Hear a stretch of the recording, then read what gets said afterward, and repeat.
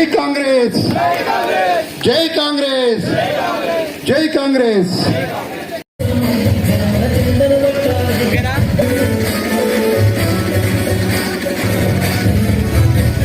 కుమార్ నాయక్ గారికి జాతీయ జెండాని అందించవలసిందిగా కోరుతా ఉన్నాం.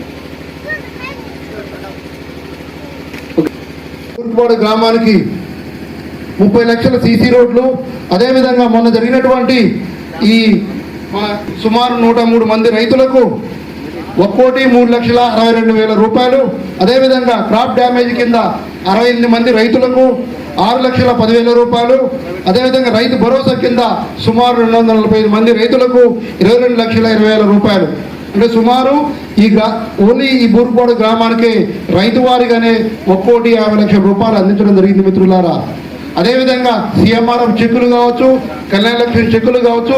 గత ప్రభుత్వాలలో సీఎంఆర్ఎఫ్ చెక్కులు కావాలంటే ఎక్కడికో పోయి సుదూర ప్రాంతాలకు పోయి తెచ్చుకునే పరిస్థితి ఉంది. ఈనాడు అలా కాకుండా పేదవాడికి భారం కాకుండా వారికి అవకాశాలు కల్పించే విధంగా సీఎంఆర్ఎఫ్ చెక్కులు మీ గ్రామానికే వచ్చి గ్రామ కమిటీ ద్వారా అందించడం జరుగుతూ ఉంది మిత్రులారా.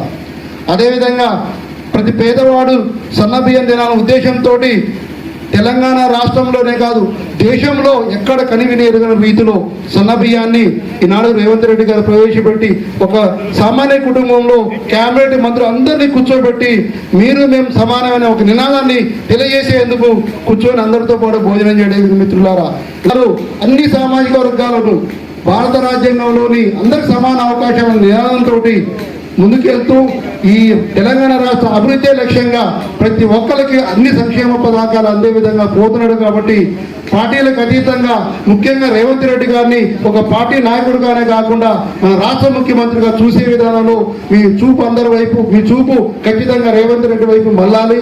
మన అభివృద్ధి గ్రామాల అభివృద్ధి చెందాలంటే ఇలాంటి ముఖ్యమంత్రి చాలా అవసరం అని చెప్పేసి ఒక విద్యావంతుడిగా, ఒక పార్టీ నాయకుడిగా కాకుండా ఒక సామాన్య పౌరుడిగా మీకు తెలియజేస్తా ఉన్నాను మిత్రులారా.